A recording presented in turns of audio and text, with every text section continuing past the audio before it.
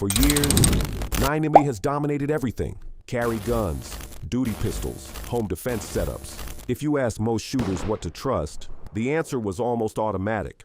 Just get a 9mm. More capacity, less recoil, faster follow-up shots. It made sense. But here's what's quietly changing in 2026. Some experienced shooters, the ones who actually test gear, who push limits, who care about real-world performance, are stepping away from that mindset. Not completely abandoning 9mm, but rethinking it. Because when things aren't ideal, when distance stretches, when barriers get involved, when shot placement isn't perfect, the conversation starts to shift. And that's where .357 Magnum revolvers come back into focus. Not because they're trendy, but because in certain situations, they do something very differently. On paper, comparing 9mm to .357 Magnum seems simple. One offers capacity and control. The other offers power. But this is where expectations and reality start to separate, because power isn't just about numbers. It's about how that energy translates in real-world conditions. Short barrels, different loads, shooter skill.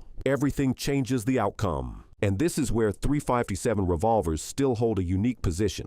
They're not trying to replace semi-autos. They're offering something else. Consistency, mechanical simplicity, and the ability to run a wide range of loads without changing platforms. And the revolvers we're about to go through, they represent the ones that serious shooters are paying attention to in 2026. Number 1, Smith & Wesson Model 686 Plus. The Smith & Wesson Model 686 Plus is where this conversation really begins. At first glance, it looks like a traditional revolver. Steel frame, .357 Magnum chambering, nothing flashy.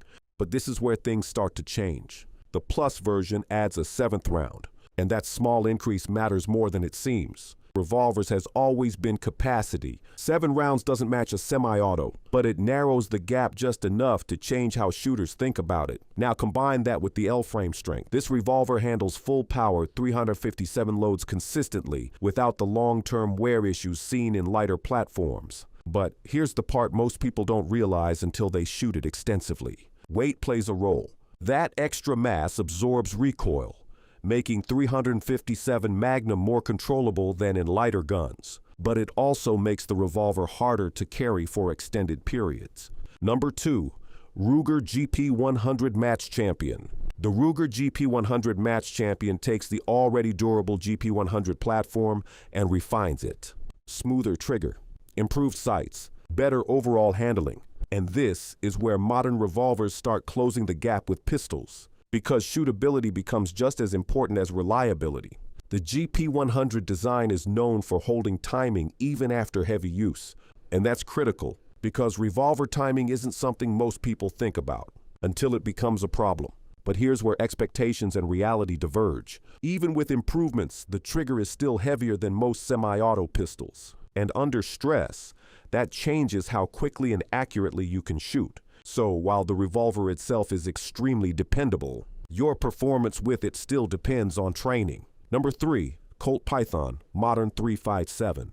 The modern Colt Python brings precision into the .357 conversation. This revolver is built to deliver accuracy that many shooters don't expect from a wheel gun. Tight lockup, smooth trigger, excellent barrel quality. And on the range it shows. But here's where things get interesting. Precision and durability don't always align perfectly. Older Pythons had a reputation for going out of timing if pushed too hard.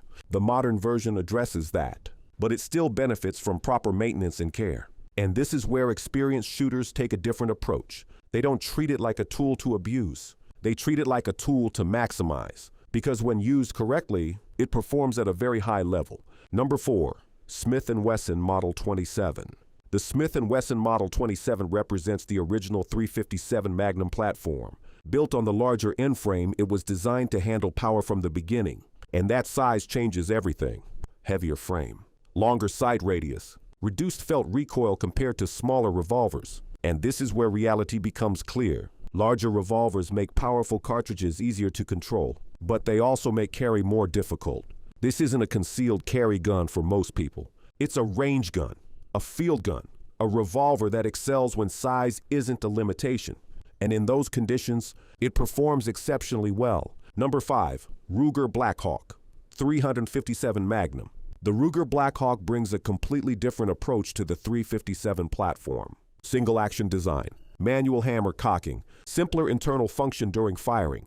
And this is where reliability reaches another level. Fewer moving parts engaged per shot means fewer opportunities for something to go wrong.